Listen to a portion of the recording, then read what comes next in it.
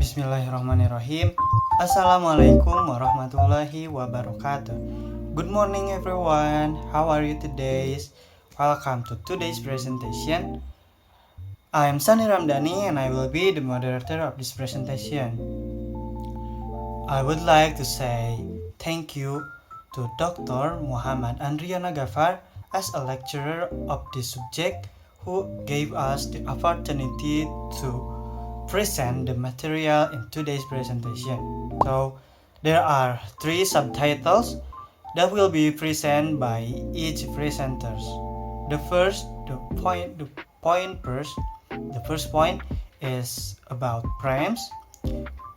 The second is logical levels, and the last or the third is culture and behavior. Okay, so without any further ado, I invite our presenters to begin their presentation. The first material is about primes. It will be presented by Sepia Humayara. To Sepia Humayara, time is yours. Okay, thank you to the moderator for giving me time. So in here I will explain about frames. So before that, we must first know about meta message or meta communication first. So meta is a prefix appearing in long word from Greek with the meaning after, along with, beyond, among, behind, and in linguistics it now means about.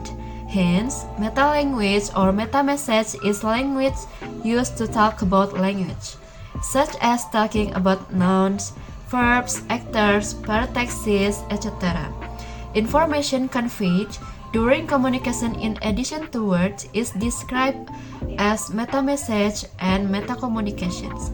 Meta-messages are conveyed both intentionally and unwillingly with the tone of voice and body language, and they give information about how words should be interpreted. As much as 55% of our communication is conveyed through body language, such as facial expression and body movements. Another 38% in conveyed through the tone or intonation of our voice. Only the remaining 7% is conveyed through the words we actually say. So, meta message itu adalah sebuah pesan batin yang dapat disimpulkan atau tersirat dari sebuah komunikasi.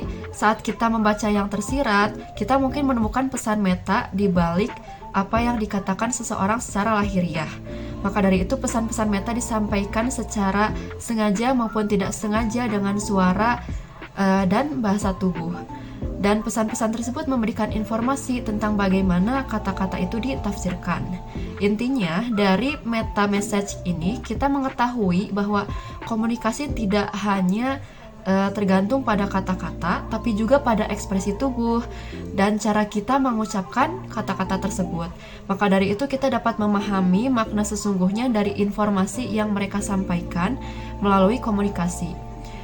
For example, misalnya seorang suami mengirimi istrinya email yang mengatakan bahwa dia ada pekerjaan dan ada pertemuan pagi dan ada laporan yang harus diselesaikan pada sore hari. Otomatis apa yang sebenarnya dia katakan atau yang dia maksudkan itu sebenarnya adalah dia meminta untuk tidak diganggu. Adapun contoh lain yaitu saat seseorang ditanya, "Are you okay?" but she answer is okay, but her expression, her body language tidak mengatakan yang sebenarnya.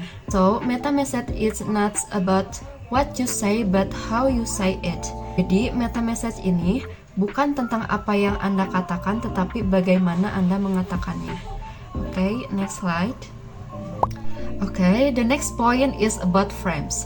So, Bateson in 1902 discussed the concept of frame, which is closely related to context and first appeared in the 1914 as also discussed by Goffman. According to Bateson, frame refers to internal psychological state within us, part of how we perceive the world. On the other hand, context refers to the external representation of the frame in external reality. In Bateson's understanding the frame is not real in the same way that a word map is not an actual territory, but rather a way we interpret the word. It is more indicative of a kind of thinking in interpretation. Goffman also agrees with Bateson describing frames as organizational principles that organize events. In other words, the frame is our internal interpretive framework, while the context is the way in which the frame is reflected in the real world through organizational principles. So, menurut Bateson, frames merujuk pada keadaan psikologis internal dalam diri kita yang merupakan bagian dari cara kita memandang dunia. Jadi, dalam pemahaman Bateson, bingkai tidak bersifat nyata, sama seperti peta dunia bukanlah wilayah yang sebenarnya, melainkan merupakan cara kita menginterpretasikan dunia. Hal ini lebih merupakan indikasi dari semacam pemikiran dalam hal menafsirkan. Dengan kata lain, frame adalah kerangka interpretasi internal kita, sementara konteks adalah cara bagaimana bingkai tersebut tercermin dalam dunia nyata melalui prinsip-prinsip organisasi. Oke, baik, next slide. Okay, the next point is we get to know frames more specifically. What is communication framing or frames? Framing your communication means the method you will use to deliver a message and how you will highlight meaning for your audience. The way you create a message and share it frames how the listener will receive it.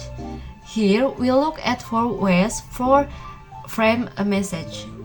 The first is metaphor, the second is storytelling, the third is contrast, and the last is what's in it for me. So, communication framing or frames berarti metode yang akan kita gunakan untuk menyampaikan sebuah pesan dan bagaimana kita menyoroti makna bagi audiens. Framing itu merupakan teori komunikasi di mana ini mengacu pada bagaimana media mengemas dan menyajikan informasi kepada publik. Antropolog Gregory Bateson dianggap sebagai orang yang pertama kali mengemukakan teori ini pada tahun 1972. So, ada 4 cara pada pengaplikasian frames yang dapat kita gunakan sebagai konsep supaya kita bisa menyampaikan suatu pesan kepada publik di mana pesan tersebut mengandung makna tersirat atau yang perlu kita tafsirkan. Yang pertama itu adalah metafor atau metafora yang merupakan gaya bahasa dalam membandingkan suatu benda dengan benda lainnya karena mempunyai sifat yang sama atau hampir sama. Seperti contohnya, tikus berdasi sudah sangat banyak ditangkap oleh KPK. Tikus berdasi di sini bukan berarti tikus pada umumnya atau pada kenyataannya, namun tikus berdasi ini merupakan sebuah perbandingan dari seorang koruptor atau makna sebenarnya dari seorang koruptor. Dengan demikian, metafora termasuk majas perbandingan yang bisa kita gunakan sebagai konsep dari frames. Yang kedua is storytelling, merupakan sebuah kegiatan yang berkaitan dengan menceritakan sebuah cerita untuk khalayak umum. Dalam storytelling, storyteller akan melakukan interaksi 2 arah dengan pendengar lalu menuturkan kisah. Storyteller bercerita tentang menggunakan kata-kata, permainan suara, dan gerakan sehingga dengan metode ini informasi dan komunikasi bisa tersampaikan melalui sebuah cerita. Next is contrast. Contohnya saat kita membandingkan sebuah harga, kualitas, atau hal apapun itu untuk membujuk penjual agar memberikan harga yang murah dan sesuai. Itu merupakan salah satu contoh dari kontras. Maka makna dari perbandingan atau kontras di sini adalah untuk bernegosiasi maupun promosi. Sehingga secara tidak langsung komunikasi yang kita berikan itu ada maksud dan tujuan tertentu. And the last is what is it for me atau apa untungnya bagi saya merupakan salah satu cara atau konsep dari frames dalam menyampaikan informasi untuk menarik, merekrut, mengajak, dan mempengaruhi seseorang yang dilakukan dengan komunikasi yang ditawarkan. So, it's about frames. Itulah 4 cara bagaimana kita mengaplikasikan sebuah frames. Seperti yang dikatakan oleh Deborah Tennant, bahwa ia mengadopsi bingkai atau frame untuk membantu memperjelas masalah dalam komunikasi manusia. Jadi di sini frames hanyalah sebuah konsep bagaimana sebuah komunikasi itu tersampaikan, sekalipun itu merupakan komunikasi tersirat. Maybe that's enough material exposure for me. I return it to the moderator. Thank you.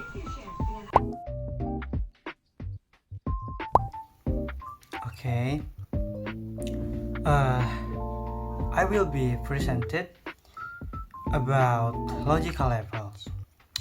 So the logical levels, this principle became the basis for solving miscommunication problems, especially in the context of culture, language, and translation. Peterson developed this theory further by emphasizing that class cannot be a member of itself, and Peterson's finding influenced the fields of communication and psychology and formed the basis for the development of Neuro-Linguistic Programming, or NLP, by Robert Dilts. In the context of NLP, the fundamental principle of neuro emphasizes that human behavior stems from neurological process, while linguistic highlights the complex relationship between language and human experience. Nah, jadi poin ini menjelaskan tentang pendekatan logika yang digunakan oleh Russell, Peterson, dan Dilts. Nah, fungsinya untuk apa? Yaitu untuk memahami dan memecahkan masalah miskomunikasi, terutama dalam situasi budaya, bahasa, dan penerjemahan. Nah, seperti yang kita ketahui, bahwasanya dalam komunikasi itu sering terjadinya miskomunikasi. Ya, banyak sih kendalanya. Nah, oleh karena itu ketiga orang ini membuat teori yang satu ini, yaitu disebutnya logical level. Nah, fungsinya itu untuk mengatasi miskomunikasi dalam berbagai hal, yaitu bisa dalam yang pertama yaitu bahasa, dalam yang kedua budaya, dan penerjemahan. Nah, lalu Peterson mengembangkan teori ini dengan menekankan bahwa suatu kelas tidak dapat menjadi anggota dari dirinya sendiri. Temuan Peterson mempengaruhi bidang komunikasi dan psikologi dan menjadi dasar bagi pengembangan Neuro-Linguistic Programming atau biasa disebut NLP. Nah, ini tuh yang mencetuskan NLP itu Robert Dilts. Nah, dalam konteks NLP ini, yaitu prinsip dasar NLP menyoroti bahwa perilaku manusia berasal dari proses neurologis, sementara linguistik menekankan hubungan kompleks antara bahasa dan pengalaman manusia.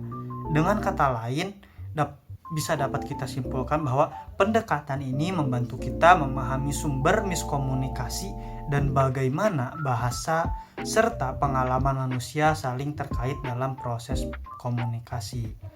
Nah, oke, lanjut ke slide berikutnya.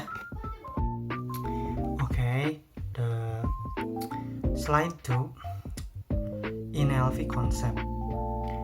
So, in this chapter, we are discuss the concept of logical levels in the context of NLP, or Neuro-Linguistic Programming.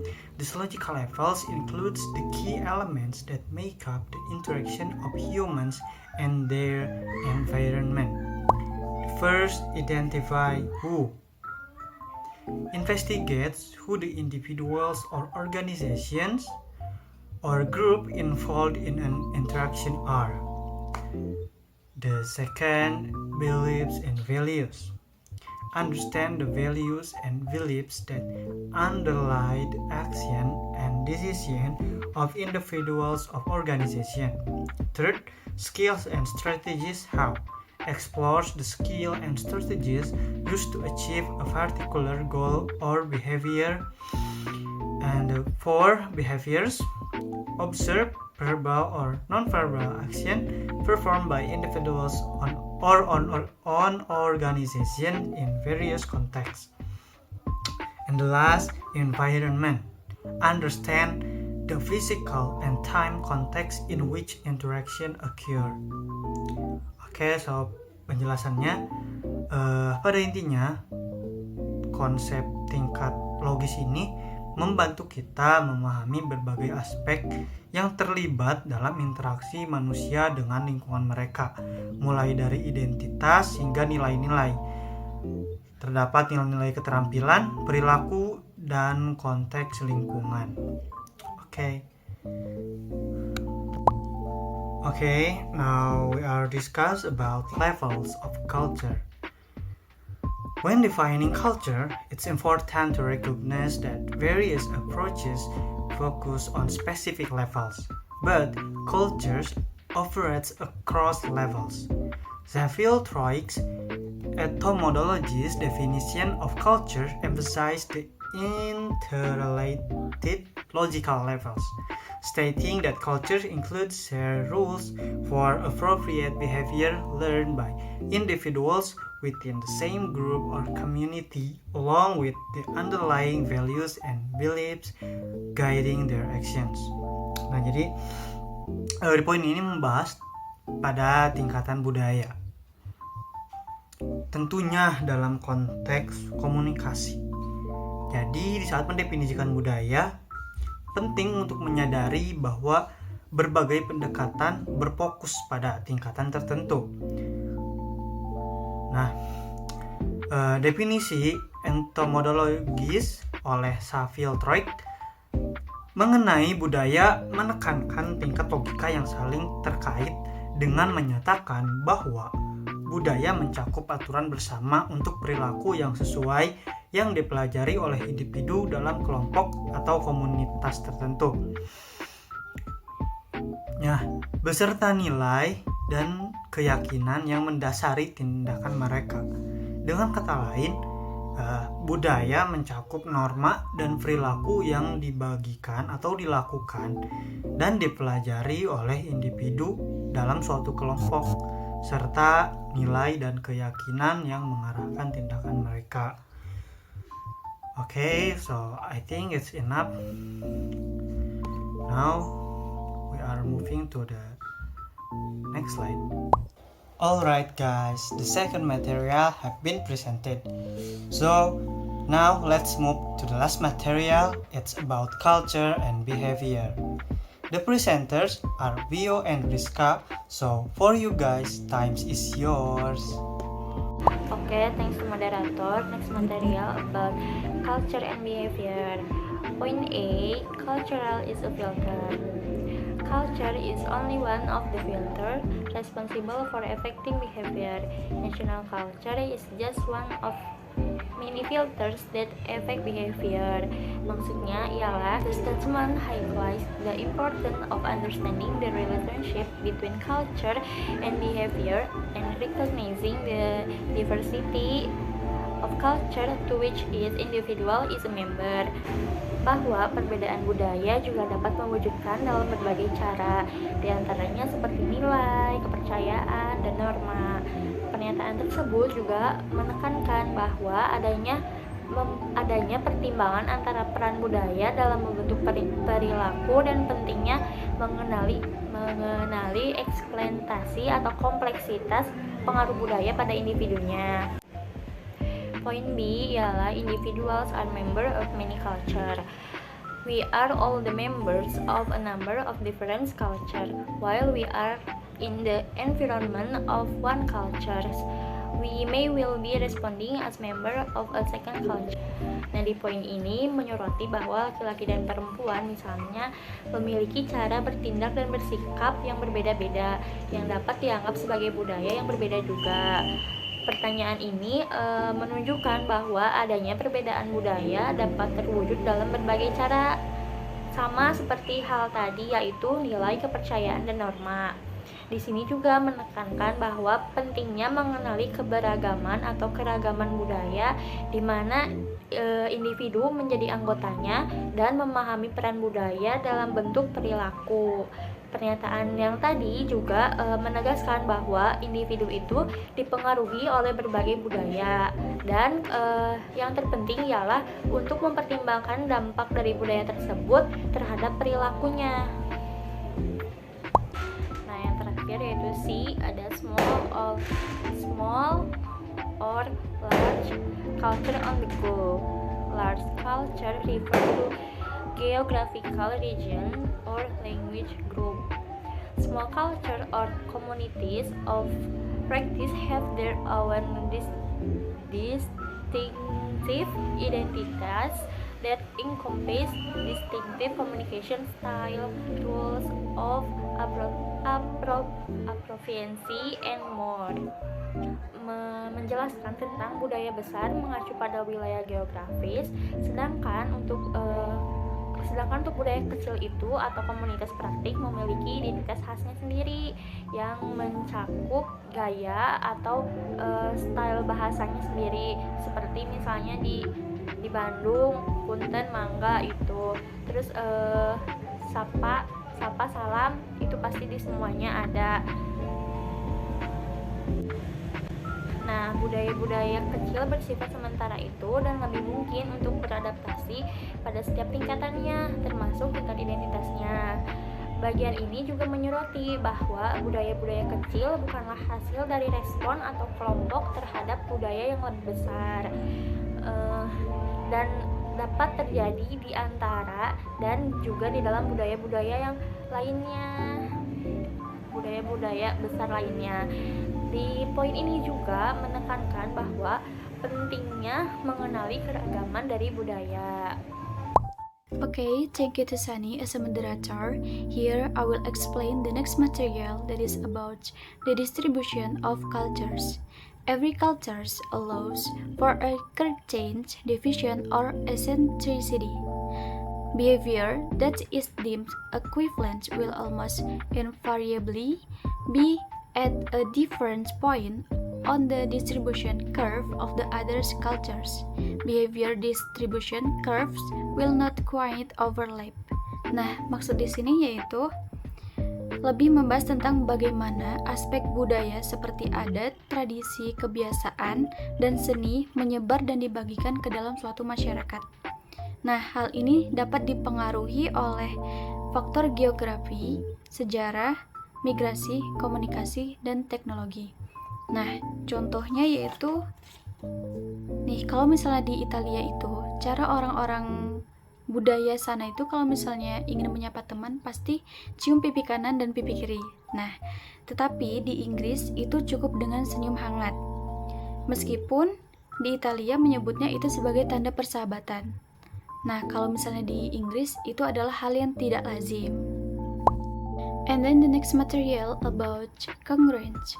Basically, act based on our belief and values, but the levels may not all align. Incongruence occur when there is an belief internal conflict of values or belief. The incongruity is expressed both visually and audibly, and is caused by the clash of two incompatible beliefs. Nah, pada dasarnya bertindak berdasarkan keyakinan dan nilai-nilai kita sendiri itu belum tentu selaras dengan yang lain. Dimanapun kita butuh keselarasan dan penyesuaian. Contohnya dari ekspresi kita, kalau misalnya kita berbicara kepada yang lain, dari intonasi suara, dan dari attitude. Pelajaran yang saya ambil yaitu tentang congruence. When I first time arrive in Bandung di Sunda, jadi kalau di sini tuh pasti kalau misalnya ngelewat di depan yang lebih tua itu pasti bilang punten. Nah, itu adalah bagian dari congruence, dari keselarasan dan penyesuaian itu sendiri. The last is ecological fallacy. House State 1991 refers to the ecological fallacy. It would be a mistake to say that all the underlying culture's values are considered correct by everyone in that cultures. What is true, however, is that each person in a particular culture tend to identify certain occur change, underlying cultures, values, and related belief and patterns of behavior as congruent with that same cultures. He doesn't necessarily identify with all those values. Nah, kesalahan dalam menilai perilaku di suatu budaya itu dibahas di ecological fallacy ini. Padahal, belum tentu setiap individu itu akan sama. Untuk menghindari ecological fallacy, dalam analisis budaya dan perilaku penting untuk didasari dengan data atau informasi yang relevan dari individu itu sendiri. Dan ingat bahwa keseluruhan budaya atau kelompok memiliki karakteristik yang rata-rata berbeda dengan individu yang ada di dalamnya. Thank you. I will back to moderator. The logical level models provides an implying framework within which all approaches to culture can function. There will always be harmony between levels. There are many cultures to which a person will be a member, and any one of them can act as an important framework responsible for behavior, including all communication that are limited by frames, and it's these frames that direct the recipient of the message to the meta-message. Meta-messages are non-verbal but are conveyed through voice quality, body movements, or perhaps implied by the context. Finally, all the materials have been presented and also the conclusion. So, we have now come to the end of this presentation. Thank you for all your attention and participation. Wassalamualaikum warahmatullahi wabarakatuh.